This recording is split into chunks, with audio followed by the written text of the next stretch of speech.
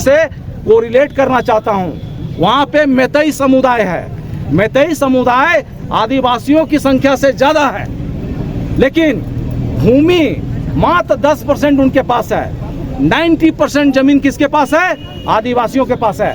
आदिवासी कौन है वहाँ पे? कुकी और नागा है। जमीन का विवाद है। जमीन को हड़पने के लिए, क्योंकि कानून, आदिवासियों का कानून ऐसा बना है कि उनकी जमीन को गैर आदिवासी नहीं ले सकता है। जमीन को लेने के चलते, छीनने के चलते, पूंजीपतियों को देने के चलते क्या किया जा रहा है? गैर आदिवासियों को आदिवासी बनाया जा रहा है। आप रिसर्च करके देखिए।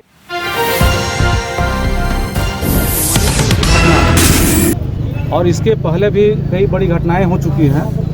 देखिए, दंगा, हम लोग को ये समझना होगा कि दंगा और एक नरसंहार दोनों में फ़र्क होता है। दंगा छिटपुट कहीं हुआ, कुछ आपसी मतभेद में हम लोग जब झगड़ा करते हैं और जान जोखिम की घटना होती है तो उसको दंगा कहते हैं। लेकिन जब प्री प्लान वे में आप सह दे के कहीं पे बड़ी आबादी को आप वहाँ पे जान माल का नुकसान पहुँचाते हैं, उसको दंगा नहीं कहते हैं, नरसंहार कहते हैं। अब इसको थोड़ा सा हम कहना चाहेंगे, एक प्रूफ हम देना चाहेंगे कि सरकार इसमें चुप्पी क्यों।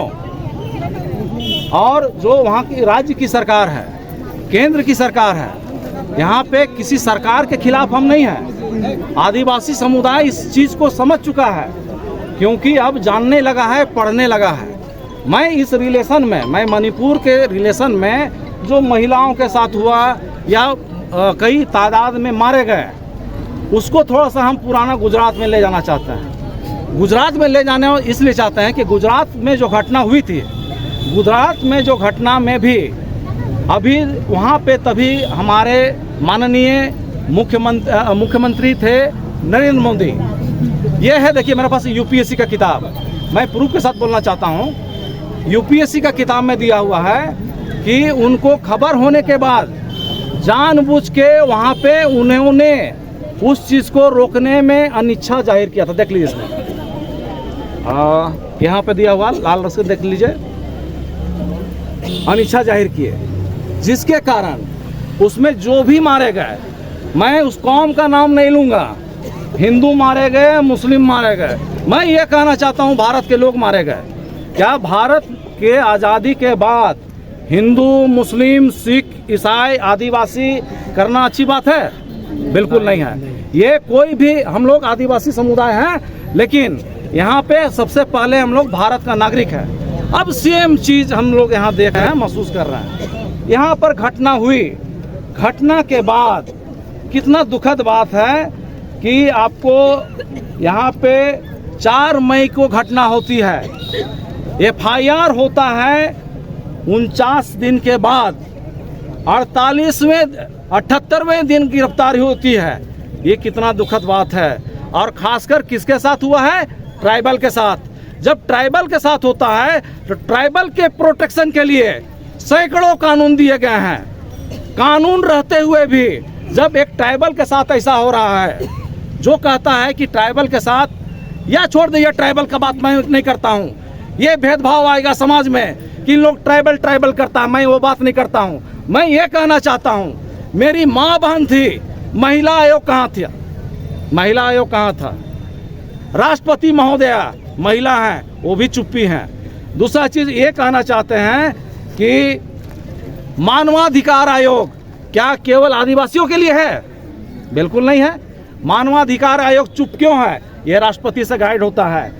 फिर आपको ST SC आयोग राष्ट्रपति से गाइड होता है। ये सब कहाँ है? इतना लेट क्यों? और हमको ये लग रहा है कि वहाँ के मुख्यमंत्री भी चुप्पी क्यों? और हमारे जो प्रधान सेवक हैं, चौकीदार साहब की चुप्पी क्यों?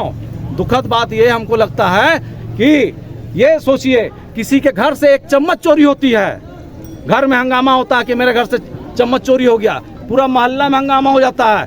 5000 से ज़्यादा तरह तरह के हथियार वहाँ से चोरी हुए हैं, जिनका नाम सुन के आपको ताजुब होगा। इंसास खतरनाक बंदूक है, AK-47, असाल्ट राइफल हैं, रिवाल्वर, 5,000 से ज्यादा वहां से चोरी हुआ। एक चम्मच चोरी नहीं हो सकता घर से। जहां पे कोई सुरक्षा विभाग है, सुरक्षा विभाग के से 5,000 चोरी हो गया, 5,000 से ज्यादा। अब 5,000 से चोरी होने के बाद किनके हाथों में गया, ये समझने की बात है। मैं घुमा के फिर इसको आदिवासी से कोरिलेट करना चाहता हूँ। वहाँ पे मैतेई समुदाय है। मैतेई समुदाय आदिवासियों की संख्या से ज़्यादा है, लेकिन भूमि मात्र 10% उनके पास है। 90% जमीन किसके पास है? आदिवासियों के पास है। आदिवासी कौन है वहाँ पे? कुकी और नागा हैं। जमीन का विवाद है, जमीन को हड़पने के लिए, क्योंकि कानून, आदिवासियों का कानून ऐसा बना है कि उनकी जमीन को गैर आदिवासी नहीं ले सकता है। जमीन को लेने के चलते, छीनने के चलते, पूंजीपतियों को देने के चलते क्या किया जा रहा है? गैर आदिवासियों को आदिवासी बनाया जा रहा है। आप रिसर्च करके देखिए, रिसर्च करके देखिएगा, उन जमीनों में बहुमूल्य वहाँ पे खनिज है। अब डायरेक्ट हमला आप नहीं कर सकते हैं, क्योंकि आदिवासियों को क्या है, तरह तरह के प्रोटेक्शन कानून बने हुए हैं। संयुक्त राष्ट्र संघ, भारत की मैं नहीं बात करता हूं, मैं संयुक्त राष्ट्र संघ की बात करता हूं। संयुक्त राष्ट्र संघ तक हमको कई तरह का प्रावधान दिया गया है सुरक्षा के लिए।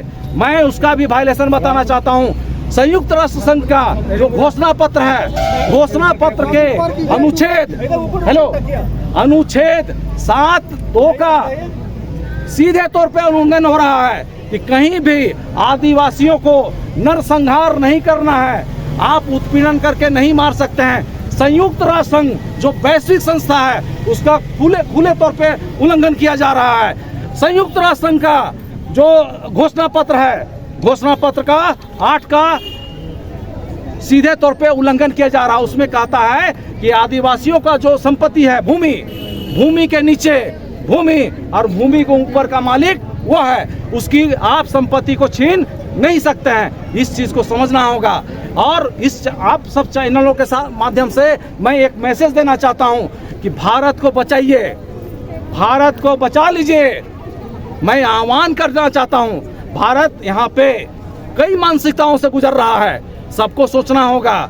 हम लोग कुछ खास जातियों से और धर्मों से बटे हुए हैं। एक खास धर्म को, भारत को बनाया जा रहा है कि इस राष्ट्र को बनाएंगे, हिंदू राष्ट्र बनाएंगे, ठीक है।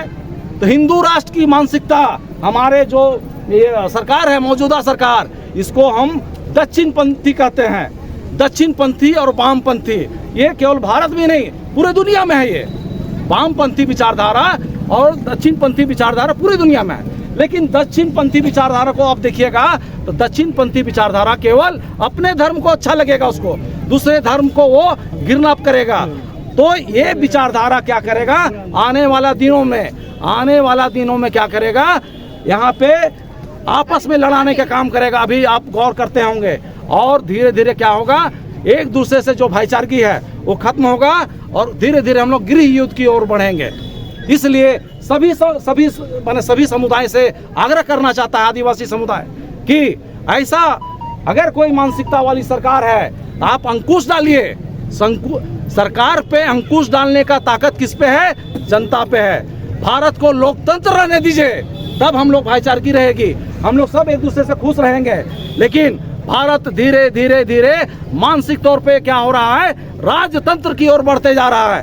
राजतंत्र की ओर बढ़ेगा तो फिर हम लोग बैक गियर में होते हुए आने वाला कुछ सालों पहले, हजारों साल पहले जो आने वाला जो मनुवादी की जो विचारधारा थी, फिर उसमें जाएंगे और इस विचारधारा में विज्ञान को नष्ट किया जाएगा। अभी आप गौर किए होंगे, डार्विन का सिद्धांत को बंद कर दिया गया, पीरियोडिक टेबल को बंद कर दिया गया, फिर आपको राजनीतिक शास्त्र से लोकतंत्र को एनसीईआरटी की किताब से बंद कर दिया गया।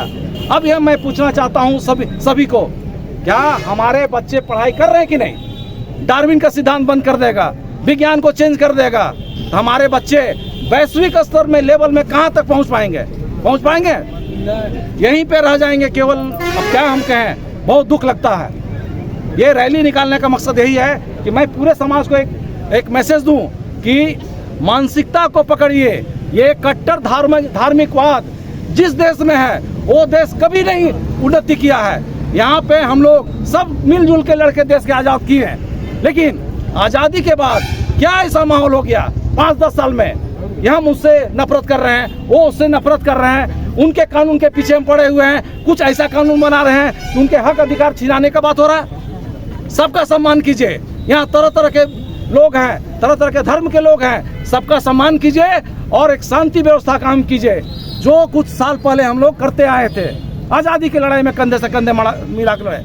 लेकिन क्या कारण है? इस कारण को मैं प्रश्न चिन्ह को छोड़कर सभी को अभिवादन करता हूं, जोहार करता हूं कि सोचिएगा जरूर। मैं ये नहीं कहना चाहता हूं कि मेरी बातों को मानिए, उनकी बातों को मानिए, इनकी बातों को मानिए। मैं इस सभा से एक प्रश्न चिन्ह छोड़ रहा हूं कि सोचिएगा जरूर, नहीं तो आने वाला दिन धीरे धीरे धीरे धीरे धीरे हम लोग एक ऐसे ही अवस्था में पहुंचने जा रहे हैं कि भाईचारगी खत्म होने जा रही है, फिर गृह युद्ध की ओर बढ़ेंगे।